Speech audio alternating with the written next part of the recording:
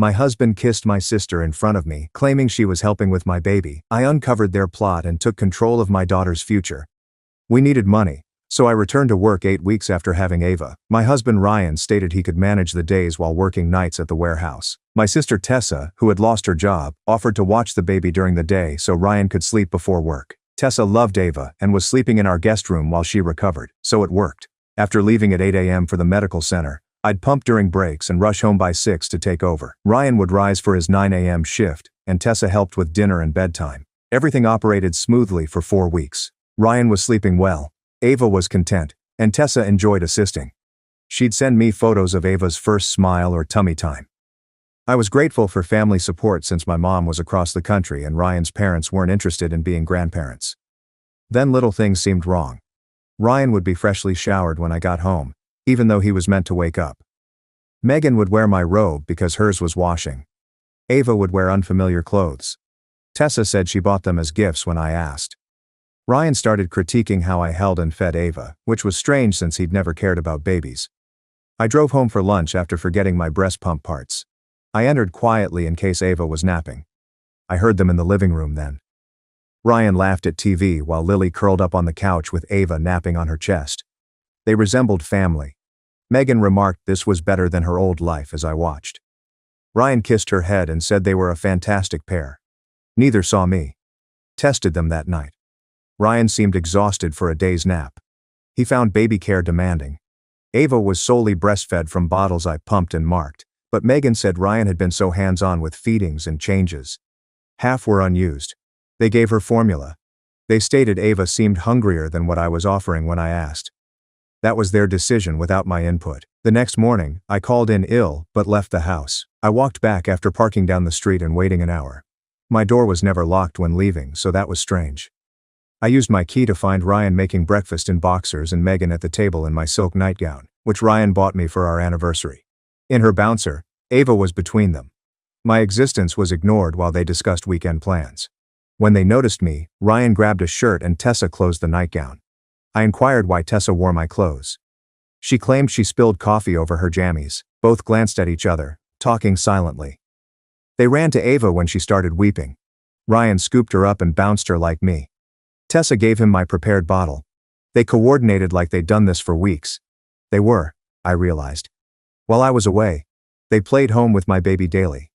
I returned to work the next day but informed my boss that I was taking my maternity leave immediately. Just closing certain cases. She allowed it to begin Monday after, not telling Ryan or Tessa. So I watched them closer. Ryan was sometimes late to work, sometimes until 9 o'clock. Together Tessa did our laundry. Ryan's boxers combined with her undies. The speaker had a shared playlist. I called in for an emergency shift Saturday. Instead, I watched our Ring doorbell camera on my phone at my friend Samantha's house. Tessa and Ryan took Ava out in my newly purchased stroller around 11 a.m.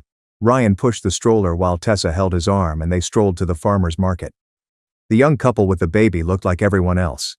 They smiled and accepted compliments like pleased parents when people cooed at Ava. I was normal Sunday night. On Monday morning, I headed for work clothed. Ryan texted Tessa to come downstairs before saying goodbye. Driving around the corner, I called them both on a conference call. Telling them my maternity leave started today meant they didn't need to watch Ava. Dead quiet. Ryan inquired what I meant. I offered to stay with Ava for 8 weeks, fully paid, so Tessa could job hunt and Ryan could sleep. Tessa stuttered about wanting to help. I stated it wasn't necessary since I enrolled Ava in morning mommy and me lessons. I checked their messages on Ryan's phone as he slept. When I heard their plans, I hung up. I reclaimed the phone and scrolled through their texts with shaky hands. Conversation dated back weeks, possibly longer. Ryan wrote to Tessa the day she moved in, saying he enjoyed having her around. She replied with a heart. More letters on Ava and how natural caring for her felt. Megan wrote that she'd never felt so fulfilled. Ryan shared his sentiment. Reading their comments about me made my throat tighten. Ryan phoned me coldly. Said I prioritize job above family. Tessa agreed, saying I was selfish from childhood. They planned Ava's first birthday celebration and discussed Tessa's parenting style. Then I found Ryan's 4-day-old note about planning. His meaning was asked by Tessa. Ryan wrote that he wanted her, that they should be Ava's parents, and that I was rarely around. Tessa replied in detail that Ava already recognized them as her true parents, cried out for her at night, and smiled more with them than with me. Even if it was false, they were telling a narrative. Ryan's following message explained everything. He'd demand a divorce and full custody of Ava. He'd claim, "I chose my job over my baby," Megan would testify. One of Ryan's friends told them, "Judges usually sided with the parent who'd been doing the primary caregiving. My stomach felt like it was full with pebbles. My daughter would be taken." Despite shaky hands, I took screenshots of everything. All their messages, plans, and lies about me. Through Ryan's phone, I emailed all the screenshots to my email.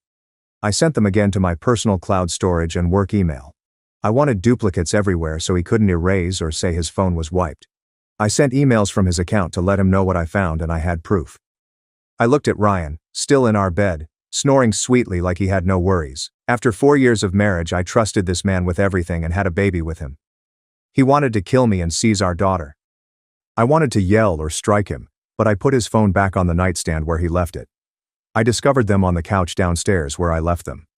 Ava slept on Megan's chest. Ryan was seated with Tessa, their bodies squeezed together, so he must have come down while I was upstairs. The moment they heard me on the stairs, they looked guilty. Tessa touched Ryan's knee. I stared at them from the bottom of the steps. They looked anxious, like youngsters caught in trouble. I kept my voice low to avoid waking Ava. I mentioned finding everything and inquired how long this had been going on. I held up my hand to stop Ryan from standing up as his face turned scarlet. Ava was hugged by Tessa like she was protecting her from me. That drove me crazy, but I kept my cool. Ryan said I misinterpreted the messages. His voice was the phony, normal tone he employed when lying. So I gazed at him and waited. Tessa started crying, loud cries that made Ava recoil. Since moving in, she'd had feelings for him, she gasped. She stated it happened organically because they spent so much time with Ava. She expressed it like it happened to them, not something they did. I gave Tessa until tomorrow morning to pack and leave my place. She argued that she couldn't afford a place and had nowhere to go. I stopped her and told her to think about that before sleeping with my husband. Last section, my voice got louder, and Ava woke up crying. I grabbed Ava from Tessa, who was trying to soothe her. She looked like I slapped her. Ryan immediately stepped up and stated we needed to discuss like adults to decide what was best for Ava. Ava rested on my shoulder as I stared at him. I told him Ava should not have her father play house with her aunt while lying to her mother. I saw him attempting to contain his temper as his jaw tightened. I didn't await his response. Ava and I went upstairs to the nursery and locked the door. They were muttering harsh words downstairs, but I couldn't understand them. I nursed Ava in the rocking chair, trying to forget that my life had fallen apart. I fed and rocked her despite shaky hands and tears. Ava fell asleep, so I put her in the crib and took my phone. When Emily answered the phone, I told her everything about the messages, their plans, and their activities. I spoke without interruption, and she listened. After I stopped, she said she was coming to get me and Ava and we could remain with her as long as we needed. I assured her I wouldn't leave home. I wouldn't be evicted from my home. I asked her for help figuring out my future actions because I had no idea.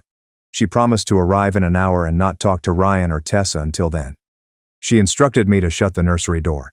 I said, "Okay." We hung up. Ava slept while I watched on the floor next to her crib. She appeared calm, oblivious that her world was about to alter. Ryan tried the doorknob after hearing footsteps in the corridor. Lock prevented opening. I ignored his soft knock and name. A few minutes later he knocked harder and said we needed to talk. I remained silent. I heard him leave. Emily came downstairs exactly an hour later and spoke. She was in the hallway when I unlocked the nursery. She carried her laptop and notebook. We locked the nursery door after she hugged me long. Sitting on the floor with me, she opened her laptop. She promised to assist me document everything as a paralegal. We spent the next 3 hours writing down every suspicious incident, falsehood, and decision they made about Ava without asking me. She organized my screenshots by date after seeing them. She developed a list of things I needed to do to protect myself and Ava legally. Hire a lawyer in the morning. Stay home. Don't allow Tessa be alone with Ava. Document everything Ryan says and does. She was so calm and collected, and it made me feel like maybe I could actually handle this. I tried to sleep after she left around midnight but couldn't. I lay on the floor next to Ava's bassinet, watching her breathe and rehashing everything.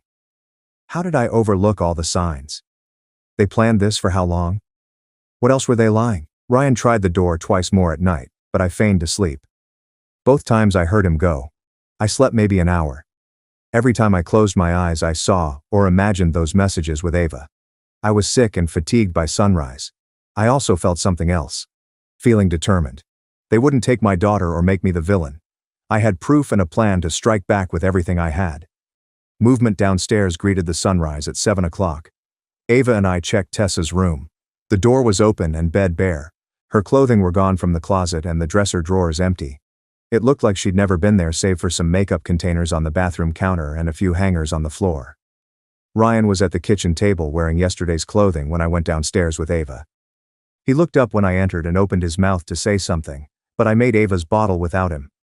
My formula and water warming were seen by him. He sat on the other couch as I fed her in the living room. He stated we needed to discuss our marriage and plans. I ignored him. I said we could only discuss divorce terms. He leaned forward with elbows on knees and paled. He stated I was rash and we should try counseling first because every marriage has problems. I laughed out loud. I asked if he sought counseling before sleeping with my sister. He reclined like I slapped him. His whole expression shifted and he became defensive. He said I was either at work or too exhausted to notice him when I got home. He felt valued by Tessa and saw that she cared about his day. After feeding Ava, I burped her over my shoulder. I assured him I will call my supervisor to finish my maternity leave. He inquired what that meant for us, and I responded we were gone. I changed Ava's diaper upstairs and put her to sleep for the morning. Then I called Grace from my bedroom. I mentioned I needed to prolong my absence for personal reasons. She didn't inquire. She advised me to take 12 weeks and my work will be waiting when I was ready. She told me to prioritize my baby and myself over work. I hung up after thanking her. Ryan tried to talk to me twice more that day, but I ignored him. He put his items into the guest room without my permission that night. 3 days of silence and tension followed. He kept trying to talk about working things out, but I left. I prioritized Ava and self-care. On day 2, I called Emily to see if she had the lawyer's number. David Brooks's number was texted within 7 minutes. I told the receptionist my position when I contacted his office. She stated he was booked, but when I mentioned the affair and custody, she put me on hold. David called and instructed me to come in at 3. I printed the text messages and packed the screenshots. I created a timeline and assembled Ring camera photos. I brought Ava in her car seat and a folder of evidence to David's office. Shaking my hand, he offered me coffee and was about 40 with gray temples. In his conference room, I organized everything. He noted each message attentively. He viewed Ring camera photos for a while. He reclined and said I had a solid case for complete custody. He stated the affair was bad enough, but their attempt to separate me from Ava and say I was an absent mother would hurt Ryan. Ryan's night shift schedule prevented him from being Ava's primary caregiver during the day, he said. Any claim that he was the primary parent was shattered by their secret formula feeding and leaving her with Tessa while he slept. David advised us to file immediately for temporary full custody during the divorce. My retainer agreement was signed that afternoon. David filed for divorce 5 days later. He served Ryan at the warehouse during his shift. Ryan returned home at midnight and slammed the front door, shaking the walls. A man hammered on my bedroom door above. He yelled at me for blindsided him and not trying to preserve our marriage as I opened it with Ava in my arms. I spoke softly because Ava was sleeping. According to his messages with Tessa, I informed him he would divorce me anyway. I beat him to it. He tried to argue, but I locked the door in his face. The following week, Ryan recruited John Peterson as his attorney. I received a letter suggesting Ryan deserved 50-50 custody because he was Ava's primary caregiver throughout the day while I worked. The letter claimed I left my young daughter with Ryan to return to work. I put it down and left because it made me upset. I read the letter to David over the phone. He urged me not to worry and to send him everything concerning Tessa and formula feeding. I sent him Ring camera footage of Ryan and Tessa leaving the house with Ava while I was at work. I texted him shots of them holding hands at the farmer's market. Every unopened breast milk bottle and formula container I found in the pantry was recorded. David called me 3 hours later to say this proof disproved their primary caregiver claim. Added, the video of them presenting themselves as a couple with Ava in public while lying to me about their relationship showed terrible judgment. The fact that they'd made major decisions about Ava's feeding without consulting me as her mother demonstrated they weren't putting her best interests first. 2 days after David presented the evidence, Ryan's mother Karen called me for the first time since Ava was born. Her kind, concerned voice asked how I was doing, and that she'd heard Ryan and I were having problems throughout the phone call. I shut up and let her talk.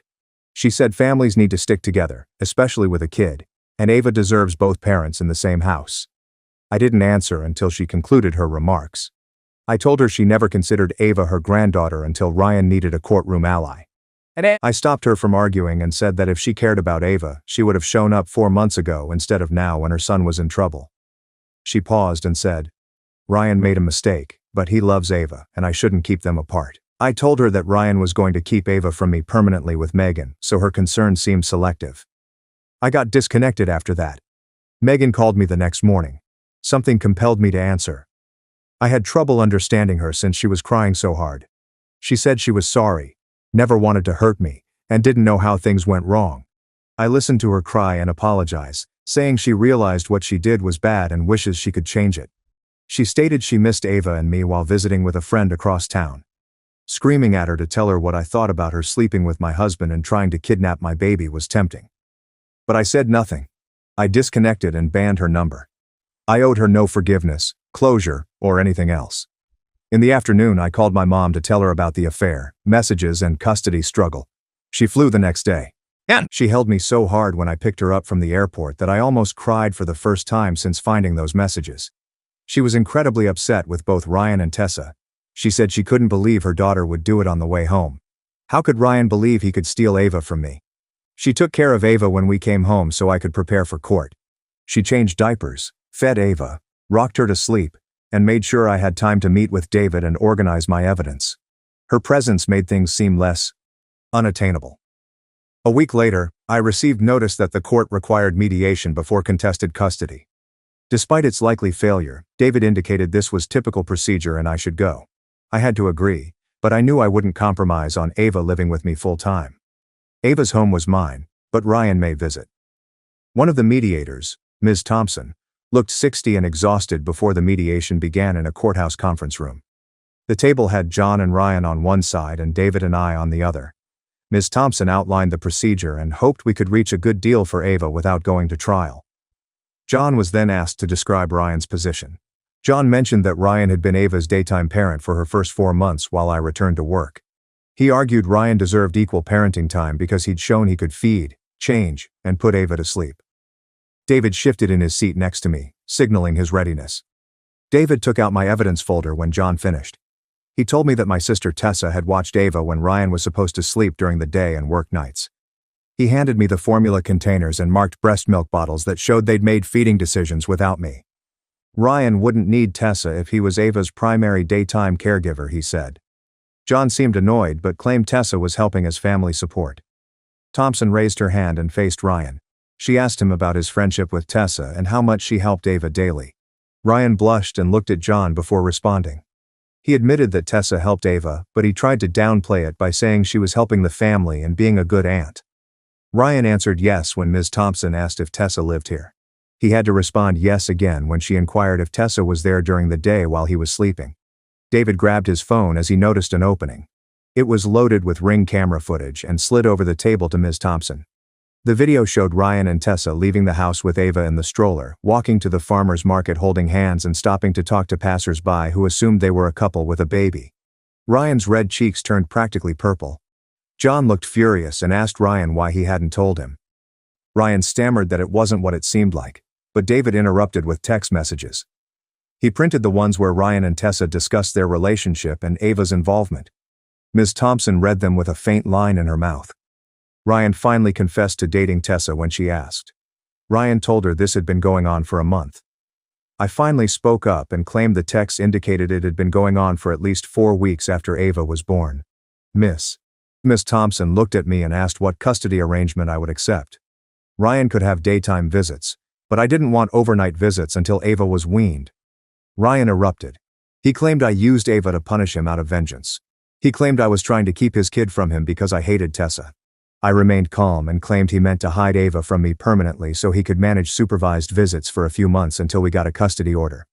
Ms. Thompson tried to compromise, but I wouldn't give up overnight visits and Ryan wouldn't accept anything less than 50-50 custody. After 3 hours, she pronounced mediation failed and suggested a court decide. David requested temporary full custody the next day. He contended that Ava was still young and exclusively breastfed, that I had been her primary parent since birth, and that Ryan's contact with Tessa indicated poor judgment in Ava's care. The temporary custody hearing was a week later. The judge studied all the evidence, ring camera footage and text messages. She asked Ryan's attorney for proof that Ryan was Ava's primary caregiver, but John offered nothing. I got full custody until the final hearing from the judge. Ryan may receive supervised daytime visits 3 times a week at my discretion, meaning I could choose when and where. Ryan appeared to be punched in the stomach. After leaving the courthouse, he yelled at me for withholding his daughter from him in the corridor. I turned around and stared at him. I told him he was going to keep Ava from me permanently based on his communications so he could have limited visitation for a few months until the court decided. Ryan started to argue, but David intervened and urged him to use his attorney. I left with my mom holding Ava's car seat beside the exit, feeling hopeful for the first time since finding those texts. The first visit was a Wednesday afternoon 5 days later. To track everything, I pumped extra milk and filled bottles with dates and times in the morning. I organized the fridge bottles while my mom watched at the kitchen table after flying in the night before. Ryan arrived at 2 and knocked. My mom replied and let him in without saying anything even though he had his key. He looked exhausted, like he hadn't slept in days, and asked where Ava was without looking at me. After her snooze, I gave him her and a bottle. He held her awkwardly and sat on the couch as my mom sat in the armchair across from him. I left the baby monitor on and went upstairs to give them room, but I could hear everything. Ryan bounced Ava too hard for 10 minutes as she fussed. My mother told him twice to support her head. He gave her the bottle I made and burped her when my mom reminded him, then scrolled through his phone while Ava rested on his chest. When I returned after my 3-hour visit, he handed me Ava without looking at me. As she walked him to the door, my mom told him his next appointment was Friday. A knock on the door interrupted Friday's visit after 20 minutes. I heard Tessa ask to come in when my mom replied. My mom declined. Tessa had to abandon Ryan's time with his daughter. Tessa said she wanted to help with Ava, but my mom stopped her and stated Ryan's mistress had to leave this house if he wanted to see her. Ryan stood up with Ava after hearing everything from the living room. He informed my mom Tessa was allowed in the doorway. My mom turned and stared at him with a newfound coldness. She told him the court order didn't require Tessa to be there during visits and that she'd call David now to shift the visits to a supervised facility if he pressed it. Ryan was red-faced but didn't dispute. After Tessa left, my mom closed the door and resumed her seat. Ryan held Ava and stared at the wall for the rest of the visit. My next Tuesday visit was with Dr. Rachel Pierce, a therapist. I told her everything in her office for an hour. My affair, messages, custody struggle, and inability to look at Ryan without screaming. Without inquired what I wanted for Ava's father-daughter relationship after I finished. I wanted a parent who cared about Ava, not someone who wanted custody to win against me. Dr. Pierce spent the rest of the session helping me separate my anger at Ryan from Ava's needs. She remarked, "Kids can sense when their parents hate each other and it affects them even when they're babies." I left thinking I could co-parent without going insane, but it would be hard. My buddy Jessica called 3 days later to say she met Ryan's cousin at the grocery store. The cousin told her Ryan was telling everyone I left Ava to focus on my career and forced him into Tessa's arms because I was never home. Karen called again while I was thinking about that. Before I could greet her, she screamed that I was a selfish witch poisoning Ava against her father. She claimed I was using the baby as a weapon and that Ryan was a great father who deserved equal time. I tried to intervene, but she said I'd trapped Ryan with a pregnancy and was punishing him for being honest about his feelings. Ryan's text messages showed him planning to remove Ava from me, so I told her. I hung up. She called 4 times but I didn't respond. Karen unexpectedly arrived at my residence the next morning. Ava was being fed in the living room when the doorbell rang. I heard Karen begging to see her granddaughter when my mom answered. Karen entered the living room despite my mom's warning. She approached me and tried to take Ava from me, stating she was walking her granddaughter. I removed Ava and urged Karen to leave my house. She shouted grandparents' rights and that I couldn't keep her from Ava. My mom called 911 when I locked myself in the bathroom with Ava. The police came and removed Karen off the property and I called David as soon as they departed. He filed for an emergency restraining order that afternoon. We had a hearing 3 days later and the court allowed it quickly after hearing about Karen trying to take Ava without authorization. Karen had to stay 500 feet from me and Ava by order. I learned the judge scheduled a custody evaluation a week later. Rosanna Adams, an infant-focused family therapist, evaluated. The notification stated that she would interview Ryan and me separately, observe us with Ava, and make custody recommendations to the judge. David assured me this was normal and that I shouldn't worry since I was Ava's primary parent. I had an 11 a.m. evaluation the following Thursday, in Rosanna's office. I arrived 15 minutes early with Ava in her car seat and a diaper bag full of supplies. Rosanna's downtown office contained toys and books in her waiting area, even though Ava was too young for them. Rosanna, in her 50s, emerged at 11 with gray hair in a bun and friendly eyes behind wire-rimmed glasses. She shook my hand and asked me inside her office, which featured a comfy couch and a corner play area. She asked me to sit down and asked me about my work schedule, parenting style, and how I'd been coping since Ava was born. I honestly explained that I'd returned to work at 8 weeks because we needed the money and that I'd been pumping and rushed home every day to be with Ava. She asked about Ryan and Tessa, so I informed her about the texts and their plans to hide Ava. Rosanna noted but didn't respond. You kept asking inquiries in a neutral tone. She requested that I feed and snooze Ava after 3 hours of chatting so she could observe. I fed Ava a warm bottle I brought while Rosanna watched, then changed her diaper and rocked her to sleep. Rosanna took more notes and congratulated me for entering. Ryan was evaluated the week after. David called me later to say Rosanna had seen Ryan at my house. Rosanna's notes noted that Ryan seemed uncomfortable with basic baby care and regularly checked his phone instead of playing with Ava, according to David. During the 3-hour visit, she saw him struggle to change Ava's diaper and give her a bottle and ask my mom for help many times. David stated this would likely help us when Rosanna gave the judge her final suggestions. At the next court session, John claimed I was distancing Ava from her father by limiting him visits. He thought I was vengeful and using the baby to punish Ryan for the affair. David instantly objected and showed that I'd offered Ryan many visits. After receiving my emails suggesting weekend or late visits, Ryan denied them all due to his warehouse schedule. David noted that Ryan would rather work than spend time with his daughter, not me. The judge evaluated the material and noted it in her file, but she didn't rule that day. Through mutual connections, I learned Ryan and Tessa were still together and had moved across town. Someone saw them buying furniture at Target wearing similar hoodies like a couple. I felt betrayed again. This severe chest discomfort that made breathing difficult for a moment. But then I saw Ava sleeping in her bassinet next to my bed and felt convinced. I divorced him correctly. Ryan and Tessa's relationship was based on lies and betrayal, and I didn't want that for Ava or myself. I wanted honesty, even if it meant being alone. David contacted a week later to say Rosanna's custody evaluation report was complete and filed with the court. I read his emailed copy 3 times, shivering my hands as I clutched Ava against my chest. The 14-page report addressed our home's parenting and work routines. Rosanna advised me to keep primary physical custody and give Ryan progressive visitation as Ava got older. She wrote about Ryan's affair with Tessa and how it exhibited poor judgment that could affect his parenting decisions. She highlighted my constant professional care of Ava and steady support structure from my mom and career. Ryan had trouble with basic baby care and preferred work to time with Ava. John filed a motion to dismiss Rosanna's report 2 days before the next court hearing. He said she was biased against Ryan because she spent more time monitoring him at my house, where he was uncomfortable. He said the evaluation was defective and shouldn't be used.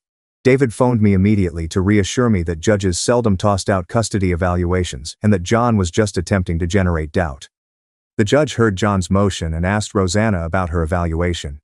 Rosanna said she offered Ryan the choice to be monitored in a neutral area or his apartment, but he said, "My house was more convenient for his schedule." She explained her process and qualifications, and the judge refused John's motion in 10 minutes. The report was admissible at the ultimate custody hearing. Ryan's face turned scarlet as the judge talked, and John held his arm to keep him from speaking. David sent me a settlement offer from John 2 weeks before the final hearing. Ryan agreed to let me have primary physical custody if he got routine visitation every other weekend and 1 evening per week after Ava was weaned. This was what I wanted from the start, before the legal battles, custody evaluation, and thousands of dollars in attorney expenses. David phoned me that afternoon to discuss the advantages and downsides. He claimed trial could yield better terms. But trials were unpredictable and judges made startling verdicts. The deal gave me certainty and prevented Ava from going through a custody battle where Ryan might disparage me on the stand. I promised David I'd accept. The relief was physical. I could breathe after months of holding my air. We completed everything in the judge's chambers on Tuesday morning. Ryan looked unhappy across the table from me, his eyes red from lack of sleep. We signed our initials on every page of the agreement with our attorneys in the court. The judge stressed that Ryan would face harsh consequences if he violated the custody order, including loss of visitation rights. Ryan nodded and signed the last page, finishing, "I had my life back after my marriage ended and Ava was given custody." My mother stayed another month after the divorce. She was amazing with Ava, taking over night feeding so I could sleep, cooking meals to freeze, and being there when I needed to weep, vent, or giggle about something silly. She helped me create habits that worked for us without outside support. I could manage Ava's naps, meals, and playtime because we made a timetable. She taught me how to make bottles for the week, sort Ava's clothes by size, and keep the house clean. I was ready when she flew home, not terrified. The weeks after my mom departed were odd yet pleasant. I started sleeping better because Ava was sleeping better and I wasn't worried about court dates or Ryan's next legal move. I thought about the betrayal less and less, but it still hurt. Ava was growing, reaching milestones, smiling more, and becoming her own person. I could move forward without Ryan's lies or Tessa poisoning my home. I could decide about Ava without consulting anyone or fearing repercussions. I felt like I owned the house again instead than sharing it with betrayed people. Ryan had his first official visitation weekend on Saturday morning. His arrival at 9 o'clock, per the custody agreement, surprised me. My mom flew out for the weekend to supervise the handoff and check on me. I gave Ava her diaper bag, bottles, and written instructions, even though Ryan should have understood her routine. Ava reached for his face and chatted like always, seeming fine. He took her gently, thanked me formally, and left. He drove away after buckled her into the car seat I ordered for his car. Tea from my mom and a few tears on the couch. Not because I was sad, but because this huge chapter was ending. When Ryan brought Ava back Sunday evening, she was happy and clean and fed. He'd followed all my instructions and even emailed me pictures during the weekend so I could see she was okay. It gave me hope that maybe we could make this co-parenting thing work eventually, that we could both put Ava first, even if we couldn't tolerate each other. That week I blocked Tessa on everything, phone, social media, email. I told my mom I didn't want to know where she lived, who she was dating, or if she felt bad about her actions. My mother appreciated it and never mentioned Tessa again. It helped more than I thought, not having her name come up in conversation or seeing her face pop up online. And I could start to heal from that particular betrayal without continual reminders. Work welcomed me back with so much understanding it made me emotional. Grace had retained my position and actually given me a little schedule modification so I could drop Ava at daycare and still make it to work on time. She allowed me change work hours to fit Ryan's visitation schedule and pumping breaks. My coworkers had bought gifts for Ava and requested to see pictures and honestly appeared delighted I was back. It made balancing everything feel manageable instead of unattainable. Knowing I have support at work and not just condemnation for being a single mom. A few weeks later, Emily told me about a single parent support group that met at the community center twice a month on Tuesday evenings. I nearly didn't go to the first meeting because leaving Ava with a babysitter felt awful, but my mom convinced me I needed adult time with people who knew what I was going through. The 12-person group was largely moms but included some dads. Everyone's story was unique but similar. One woman's spouse left her with 4-month-old twins. Another man's wife lost custody due to addiction. A mother whose boyfriend perished in a vehicle accident when her son was young. I realized I wasn't alone in this problem after hearing about their struggles and solutions. I told the basic story about Ryan and my sister, and everyone nodded like they'd heard worse. Nobody judged my work, divorce, or anything else. After the meeting, 3 women gave me their numbers and told me to call whenever I needed to vent or talk to another adult. I drove home feeling lighter than I had in months, like maybe I was holding up instead of just existing. Ava started sleeping through the night about the same time, going to bed at 7 and waking up around 5 or 6. The first time it happened, I panicked around 3 o'clock, thinking something was wrong, but she was sleeping quietly in her crib. A week of uninterrupted sleep altered my world. Got energy back. My brain operated well. I felt clear-headed and could make decisions without mud. Now I'm happy when I get up. Not just grateful for another night. Ava was happier, more aware, and met all her milestones on time. Ryan and I slowly found a mutually beneficial system. We downloaded Rosanna's co-parenting app and used it for everything Ava-related. He sent her weekend schedule. I told him about her doctor visits and new foods. Every message was brief and Ava-focused. No personal issues or fighting. It was chilly and businesslike, but it was better than the angry texts and calls we got when I filed for divorce. He started arriving on time for pickups and drops. I trusted him to care for her during his trips. We weren't friends and probably never would be, but Ava only needed us as caring co-parents. 6 months after divorcing, I scarcely recognized my life. I had good routines with Ava. Instead of nervous, the place was calm. My support group friends checked on me regularly. Grace hinted about a promotion in the next quarter as work went well. Even though she went home, my mom and I talked virtually every day, and she was coming back next month. The divorce was almost official, and I stopped caring about Ryan's activities and relationships. I'd constructed something steady and excellent for Ava and me, with individuals who showed up when we needed them. My mom's leaving was difficult yet necessary. After 2 months of assisting me through the worst, she had to return to her life and employment. We cried at the airport, and she had me phone her daily, which I did. She flew home once a month for long weekends, and we video talked practically daily, often with the phone propped up while doing dishes or folding laundry. Her remote support performed better than expected. She'd text me support before important business meetings or mail Ava things. Ava explored new foods and tummy time while she video chatted. Knowing she was always available by phone to listen, advise, or be there made single parenthood less lonely. Ava was 8 months old when Emily convinced me to try a dating app. I wanted to remember I wasn't just Ava's mom, not something serious. I had a few coffee dates that didn't work, but it was nice to talk about movies and books instead of diapers and sleep schedules. I saw Ethan, a teacher, 3 times before we agreed we weren't compatible but could be friends. After I mentioned I had a baby, another guy ghosted me, which was fine because I didn't want to be with someone who couldn't handle it. The whole experience reminded me that I was young, interesting, and had a life after divorce and betrayal. Ryan texted me one evening asking if we could talk on the phone, which was odd since we only used the app. I called him back and he sounded depressed and fatigued. He informed me he split up with Tessa weeks earlier. She cheated on him with a new job coworker. This moment of vindication seemed like karma had caught up with her. But ultimately I felt sad for Ryan.